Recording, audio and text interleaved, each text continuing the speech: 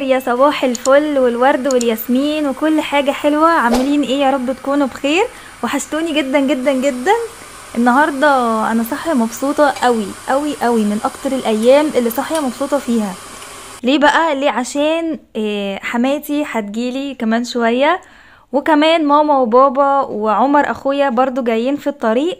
فمش قادرة اقول لكم انا ببقى فرحانة قد ايه لما اهلي كلهم بيكونوا عندي. بحب كده نتجمع ونتلم على سفرة واحدة ونقعد بالليل نرغي مع بعض. انتوا عارفين احنا محدش بيزورنا خالص، يعني مفيش غير اهلي بس هما اللي بيجولي كل فترة كبيرة جدا. فبصراحة مبسوطة قوي ان اخيرا اخيرا هنتجمع عندي في البيت وكمان هيشوفوا الشقة لأول مرة بعد ما اتفرشت. فمستنية بقى اشوف رأيهم فيها. المهم تعالوا نعمل مع بعض كده الفطار. قلت افطر النهاردة حاجة جديدة. كان عندي في الفريزر عجينة باف بيستري. قلت كده اعملها كده واحشيها دوت بيف، وعليه كمان جبنة موتزاريلا وجبنة شيدر ميكس، وحطيت عليها طبقة كمان من الباف بيستري، وبقفل الاطراف كده بالشكل ده علشان الجبنة لما تسيح ما تطلعش. بعد كده بقلبه على الناحية التانية وبجيب شوكة واقعد اضغط على الاطراف بالشكل ده عشان اتأكد كده ان الاطراف مقفولة على بعضها كويس، وكمان بتديني شكل كده ومنظر حلو بعد ما بتخرج من الفرن. على فكرة عجينة الباف بيستري مش غالية، هتلاقوها في السوبر ماركت، مش غالية خالص. ممكن تعملي بيها حشوات كتير واشكال كتير جدا، سهلة وسريعة وفي نفس الوقت بيبقى طعمها تحفة. بجيب بقى صينية عندي وبالبخاخ كده بتاع الزيت، وبرش عشان بس ما تلزقش، وبعدين ببتدي ارصها بالشكل ده. هي بس الصينية طلعت صغيرة عليهم شوية. هدخلها الفرن على درجة حرارة 180، واولع عليها من تحت ومن فوق، وده بيبقى شكلها بعد ما بتخرج. بصوا بقى هشة وعالية. اصلا الباف بيستري عبارة عن عجينة بتبقى طبقات كده كتير فوق بعض. هوريكم دلوقتي شكلها من جوه. بصوا شايفين البيف والجبنة سايحة ازاي؟ رهيبة بجد. بس هي مشكلتها بقى ان هي ايه؟ بتفرفت. تعالوا بقى دلوقتي اما اوريكم. اخيرا اشتريت الكفر بتاع الركنة. محتاجة بقى تقولولي رأيكم، بس لو في واحدة قالت لي مش حلو هقتلكم عشان انتوا اللي اخترتوه معايا. انا نزلت الصور على الجروب بتاعي على الفيس، ونزلت لكم صور مختلفة وقلت لكم اختاروا معايا، وانتوا اخترتوا ده. فاللي انتوا اخترتوه انا اشتريته. تمام؟ قلتولي ده اكتر واحد هيبقى لايق مع الوان الركنة، عشان فيه بيج وفيه كمان المستردة لون المخدات ولون الستارة، وكله يعني استقر على الكفر ده. هو بيجي كده انا بديلها المقاس، جبته من على جروب من على الفيسبوك، اديت لها المقاس، وهي كمان بتعملي زي مناديل كده تتحط على ظهر الركنة وعلى الايادي كمان بتاعته. انا بصراحة عن نفسي عجبني جدا، وانا حاسة ان هو غير شكل الركنة خالص، يعني حاسة ان هي واحدة تانية. ده شكل المناديل اهي، عملتها كده على شكل مثلثات. حلوة قوي، والقماشة جميلة. المتر، سعر المتر من القماش ده 35 جنيه. تمام؟ قولولي بقى رأيكم في التعليقات، ويا رب يا رب يعجبكم زي ما هو عجبني كده. بالنسبة للسجادة كله برضو قال لي كفر هاتيه سادة، بيج او بني او كده. فان شاء الله هجيب لها كفر علشان السجاد الشاك دوت بيبقى متعب قوي في التنظيف بتاعه. ودلوقتي حماتي خلاص جت بالسلامة ونورت الدنيا كلها. بس كالعادة عمرها ابدا ما بتدخل عندي الا وهي محملة حاجات قد كده وشايلة حاجات قد كده. هو طبعا مش هي اللي شايلة عشان رجليها، وجوزي هو اللي كان شايل الحاجات دي، هو اللي راح جابها من البيت. جايبالي بقى ايه؟ بصوا بقى، جايبالي فرختين. تمام؟ فصلالي الصدور لوحدها والوراك لوحدها، والصدور عاملاها لي بانيه. يعني هي بتروح لبتاع الفراخ، هي ما بتحبش تشتري البانيه الجاهز اللي بتاع الفراخ بيكون مقطعه. هي بتحب تجيب الفرخة على بعضها وتقوله افصلي الوراك لوحدهم والصدور اعملهم لي بانيه. يعني هي بكده بتضمن يعني ان البانيه بتاعها يكون طازة والفرخة مذبوحة قدامها. فبعتلي كده 2، وبعتلي كمان بقى التموين عشان احنا ما بناخدش تموين. بعتلي كيسين سكر وكمان ازازتين زيت، وجايبه لي بقى من عندها توم وكمان فاكهه عنب ومانجا، بصراحه كتر خيرها، جايبه لي حاجات كتير جدا. والزيت والسكر دول يعني مش بقدر استغنى عنهم بصراحه. كل شهر تبعت لي التموين بالشكل ده. وجايبه لي كاتشب كمان، يعني بصوا مدلعاني اخر دلع. دلوقتي بقى بعد ما قعدنا مع بعض شويه حلوين، جينا بقى لميعاد الغدا. ماما وبابا كمان وصلوا بالسلامه وعمر، فقلت بقى عايزه اعمل لهم حاجه كده تليق بيهم كده وحاجه حلوه. فانا كان عندي في الفريزر فخده وكتف ضاني، فطلعتهم كده وفكوا من الفريزر، وقلت بقى هعملهم بطريقه تجنن. تابعوا معايا المقادير علشان الخلطة دي هتنفعكم جدا في اي حاجة مشوية في الفرن، سواء لحمة او سواء فراخ. معايا خلطة ماجي اللي هي خلطة المشويات، وهي دي بقى اساسية معانا، هي والعسل. تمام، معانا عسل ابيض وخلطة مشويات، ومعانا بهارات لحمة وملح وفلفل، ومعانا الخضار اللي هنحطه مع الفخدة في الفرن، بطاطس، جزر، طماطم، بصل. لو بتحبي كوسة حطي اي نوع من انواع الخضار عندك بتحبيه حطيه. وطبعا معانا زبادي عشان خلطة ماجي بتاعت المشويات دي لازم تتخلط بالزبادي. ومعانا فصوص توم صحيحة كده زي ما انتوا شايفين. يلا بينا نبتدي نعمل مع بعض التتبيلة علشان نغطي بيها اللحمة ونسيبها تتبل شوية كده حلوين في التلاجة. هتجيبي الزبادي بتاعك، انا معايا 4 كوبايات كده صغيرين، وهفضي عليهم خلطة المشاوي. الخلطة دي يا جماعة جبارة، فيها مزازة كده، وفيها تحسي ان انتي فعلا بتاكلي لحمة مشوية من بره. وحطيت بهارات لحمة والعسل الابيض وملح وفلفل. خلطة سهلة جدا جدا جدا، وتقلبي كل ده مع بعضه. وبعدين اخر حاجة شوية زيت عشان تدي اللحمة كده لمعة وتتحمر كده في الفرن وتاخد وش ذهبي كده حلو. وبالهاند بلندر لو لقيتي اي كلاكيع مطرح الزبادي بتقومي عاملاها بالشكل ده، عشان لازم الخلطة بتاعتك تبقى ناعمة خالص كده عشان تخش في اللحمة من جوه.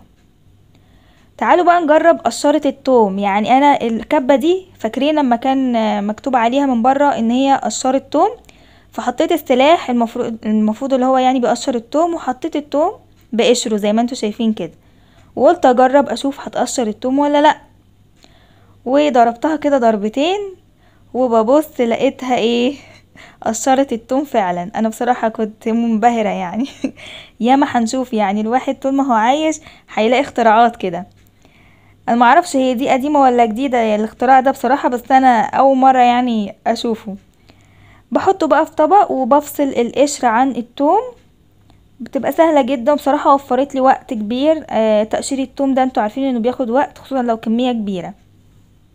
بعد كده هتجيبي بقى الفخدة بتاعتك، طبعا علشان هي بتبقى تخينة من جوه فلازم نغزها كده بالسكينة. تمام، والخروم اللي في السكينة ديت هتشوفوا اللي عملناها، يعني هتشوفوا هنعمل فيها ايه. تحاولي بقى تخرميها من كل حتة كده كويس جدا. تقدري تجيبي فخدة كده على بعضها من عند الجزار عادي جدا، توصيه عليها بس من قبليها بيومين 3 عشان يجهزها لك. مش شرط طبعا تكون ضاني، ممكن تجيبيها عادي بتاعة العجل، مفيش اي مشكلة. وتجيبي فصوص الثوم وتقومي حشراهم في الاخرام اللي انتي عملتيها دي. مش قادرة اقول لكم بقى لما الثوم دوت بيستوي كده ويدوب كده في الفرن وتاكليه كده مع اللحمة، يا لهوي خطير. كمان بينكه اللحمة من جوه وبيديها تستي حلوة قوي. ما تسيبيش خرم لما تحطي فيه فص ثوم، خرمي بقى على قد ما تقدري اهو كده بالشكل ده. الواحد يعني النهارده بيعمل الاكل كده بحب وبحماس كده، مبسوطه قوي بجد يعني. لو في اي بقى زيادات كده لقيتيها في الفخده بتشيليها، وبتجيبي بقى الصينيه بتاعتك. هقول لكم طريقه تسويه سهله جدا جدا. تجيبي الصينيه وتقومي دلقه الخلط عليها بالشكل ده، وايه بقى شهياصي بقى الفخده واللحمه بتاعتك. زي ما قلت لكم تقدروا تعملوها بلحمه عاديه، يعني تقطعوا مثلا لحمه بتلو، البتلو حلو قوي في الوصفه دي، او ممكن ستيك كمان بس يكون تخين شوية عشان ما يتحرقش في الفرن. وطبعا تنفع للفراخ سواء اوراك او فرخة كاملة، تقدري تعمليها برضو بنفس التتبيلة دي وهتطلع تحفة. وتدخلي بقى التتبيلة كده في كل حتة من جوه ومن بره وظبطيها. بس تسيبي شوية من التتبيلة على جنب علشان نتبل بيهم الخضار بتاعنا. عندي بطاطس هقطعها كده مكعبات، كل الخضار اللي عندك تقطعيه نفس التقطيع علشان يطلع شكله حلو كده في الصينية اهو. بصوا قطعت كل حاجة. هبتدي بقى اقلب الكلام ده كويس في التتبيلة علشان ياخد بقى نفس الطعم كده بتاع اللحمة. قلبي قلبي قلبي، وبعد كده تجيبي بقى الخضار الحلو بتاعك ده وتحطيه، ترفعي اللحمة او الفراخ وتحطيه من تحتيهم، يعني تحطي الفراخ او اللحمة عليهم من فوق علشان البهاريز بقى والدهون بقى. اللحمة دي الفخدة دي عشان ضاني، فهتنزل بقى دسم حلو ينزل بقى على الخضار دوت ويتشرب كله من بعضه، يبقى طعمه خطير. خلاص كده رصيته. اهم خطوة بتاعتنا وهي ورق فويل هنغطي بيه الصواني دي علشان طبعا هياخدوا سوا في الفرن. يعني ممكن يقعدوا، هم قعدوا بالظبط معايا ساعة وربع على اعلى درجة حرارة عندك في الفرن. انا عندي اعلى درجة 220 وكنت مولعة من تحت بس. تمام، بس تتأكدي كويس ان انتي مغطية الصواني، يعني مفيش فتحة تهوية خالص لان البخار هو اللي هيسويلك الفخدة. خلاص كده حطيتهم في الفرن. تعالوا مع بعض بقى نعمل الصنف التاني اللي هنعمله جنبهم، اكيد مش هنعملهم لوحدهم يعني. انا سألت حماتي تحبي نعمل ايه جنب اللحمة، قالت لي انا نفسي في مكرونة بشاميل من ايدك. فقلت لها من عينيا الاتنين. دخلت بقى عشان اعمل المكرونة. انا بصراحة ما كانش عندي لحمة مفرومة، فانا اصلا بطلت اشتري لحمة مفرومة من ساعة ما جاتلي الكبة دي بصراحة، وانا بفرم اللحمة في البيت. فطلعت كيس لحمة وبدأت افرمه كده في الكبة، فرمته كويس جدا وفرمت كمان البصل علشان اعمل العصاج. دلوقتي بقى غليت مية على النار وحطيت فيها المكرونة بتاعتي وحطيت فيها شوية ملح. انا ما بحطش زيت في المكرونة، بحط ملح بس. وسبت المكرونة هي تتسلق وبعمل دلوقتي العصاج. حطيت اللحمة الاول تتشوح عشان تنزل الدهون بتاعتها، وحطيت عليها البصل والبهارات بقى، ملح وفلفل وبهارات لحمة. يعني انا اساسي عندي في العصاج لازم بهارات اللحمة دي، بتديله طعم حلو جدا. لو بتحبي جوزة الطيب حطي برضو رشة هتبقى حلوة. وخلاص استوت كده. تعالوا دلوقتي نعمل مع بعض البشاميل. انا هعمل صينيتين مكرونة عشان احنا عددنا هيبقى كبير، فهعمل صينيتين، فانا هزود الكمية شوية. هعمل على 2 كيلو من اللبن. حطيت الزبدة والدقيق اهو بيتحمر، الزبدة قد كمية الدقيق بالظبط. وبعدين دلوقتي هحط اللبن. طبعا هتسألوني انت ازاي بتحطي اللبن وبتقلبي في نفس الوقت؟ هقولكم مش انا اللي بقلب، دي ماما. ناديتها من بره قلت لها تعالي بقى ساعديني قلبي البشاميل كده وانا بحط اللبن عشان ما يكلكعش.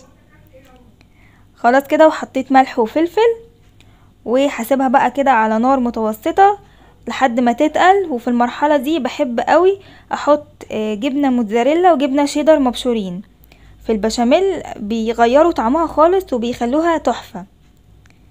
حضرت بقى الصواني البايركس بتاعتي ونزلت فيها كده المكرونة، وهبتدي اقلبهم في شوية من البشاميل. شايفين البشاميل قوامه عامل ازاي؟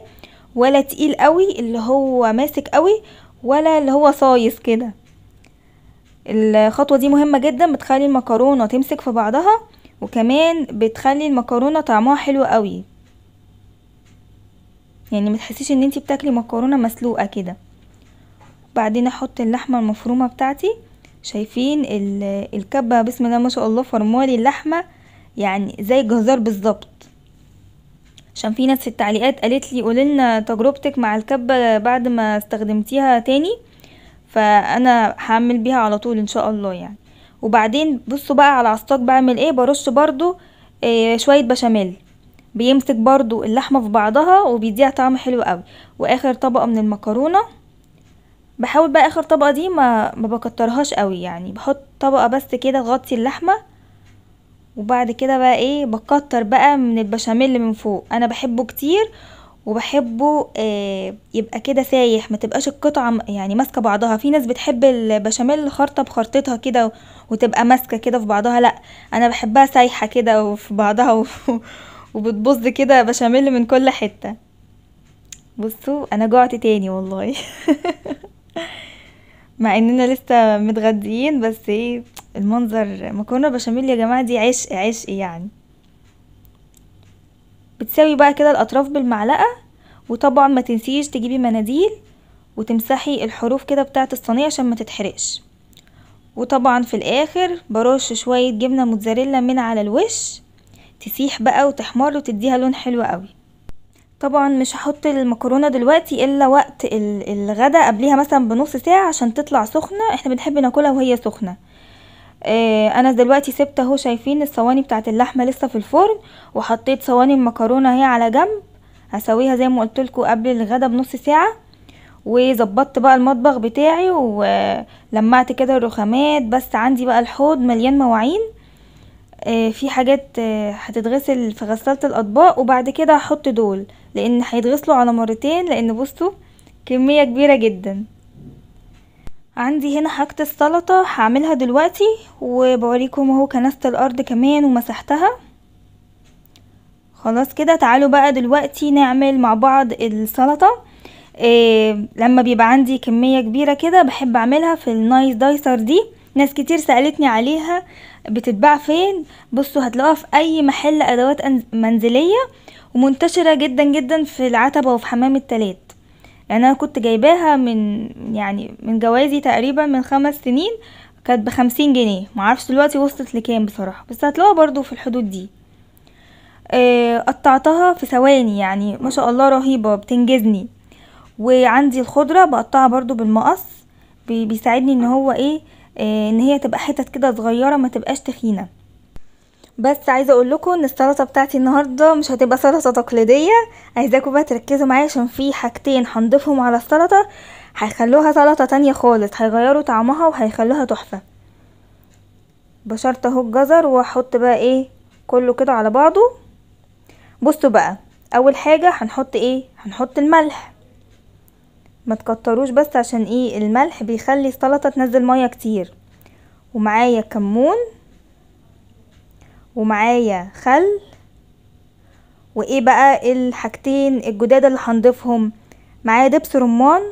دبس رمان يا جماعه على السلطه مش قادره اقول لكم، بيديها مزازه كده وبيخليها مسكره، بيغير التيست بتاعها خالص.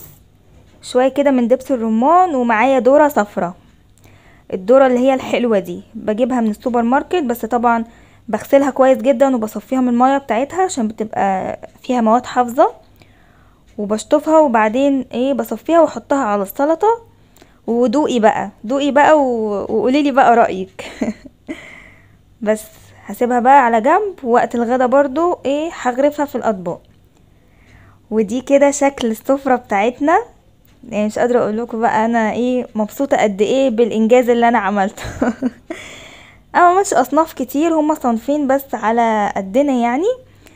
بس بصراحة الاكل عجبهم جدا جدا، وبالذات المكرونة البشاميل عجبتهم قوي. واللحمة بصوا شايفين فصلت عن العظم ازاي، عايزة اقولكم كانت بتدوب كده بتدوب، وريحتها بقى فظيعة. ولعت عليها الشواية اخر 10 دقايق عشان تاخد اللون دوت من فوق كده. والخضار بقى كان بيدوب برضو كده. الاكلة دي يا جماعة لازم تجربوها لازم. قعدنا بقى نتغدى وكان يوم جميل جدا جدا وانبسطنا قوي. وبس كده، ده كان الفيديو بتاع النهاردة، يا رب يكون عجبكم. لو عجبكم بقى ما تنسوش تعملوا لي لايك، وطبقوا الاكل دوت وبعتولي الصور على الانستجرام عشان انزلها عندي في الستوري. بس كده، واشوفكم على خير ان شاء الله في فيديو جديد. مع السلامة.